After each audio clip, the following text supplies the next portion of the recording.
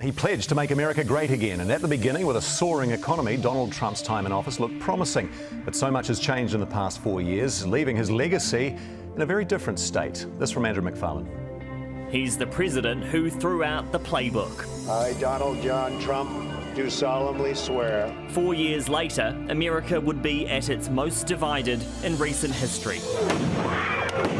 From day one, he was a leader who did things his way at home and abroad. They will be met with fire and fury. Making big strides for diplomacy with North Korea in a bid to end the reclusive nation's nuclear weapons program. And then we fell in love. Okay? No, really.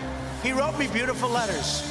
Meetings faltered, then failed. Kim Jong-un rapidly expanding his nuclear arsenal.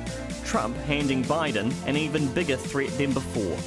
Despite the fact Russian interference in the 2016 election was confirmed, the president took the side of Vladimir Putin. He just said it's not Russia.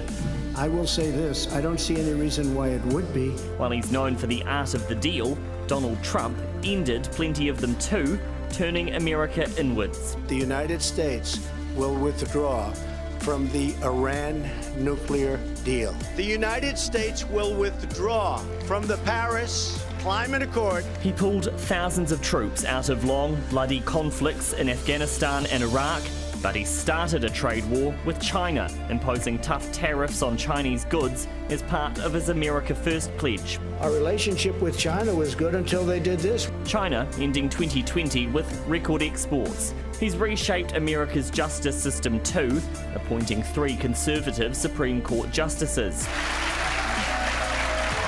Trump's biggest challenge arrived in the form of a pandemic, which has now killed more than 400,000 Americans.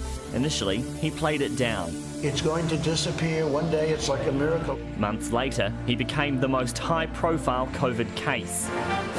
And then the final and perhaps most dramatic acts of his presidency. We will win this, and as far as I'm concerned, we already have won.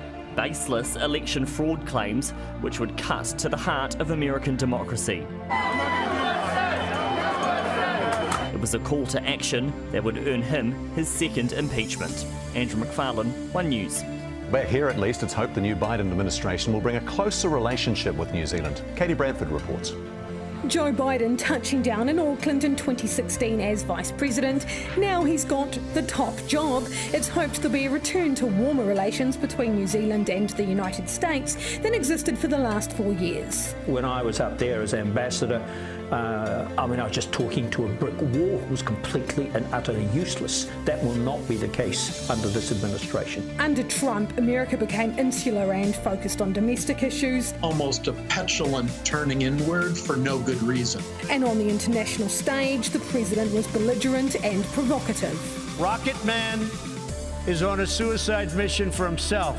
The Biden-Harris administration promises international engagement. It'll rejoin the World Health Organization, recommit to the Paris Climate Accord, and supports a renegotiation of the Trans-Pacific Partnership deal. Trump administration tanked the TPP without actually reading it was stupid. Biden is not a Trump. He understands that our prosperity depends on our trade relations. The only way we're ever going to get an FTA with the United States is via a wider arrangement like some rebadged CP, TPP. And when it comes to fixing relationships, the US-China trade war will be near the top of the list. Mr. Biden will try to tone down the rhetoric, try to repair some of those trade relationship issues. You're going to quickly see re-engagement across the spectrum. New Zealand is virtually hosting APEC this year, so keeping a keen eye on the rebuilding of global relations. There was an awful lot the Trump administration did to hinder the progress of things in the United Nations. Trump was not a great fan of APEC. And hopefully an invite for Jacinda Ardern to the White House. Jacinda Ardern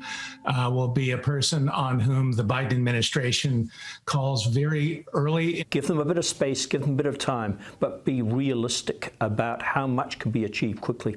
With the world in COVID and economic turmoil, New Zealand getting ready for America's return to the global stage.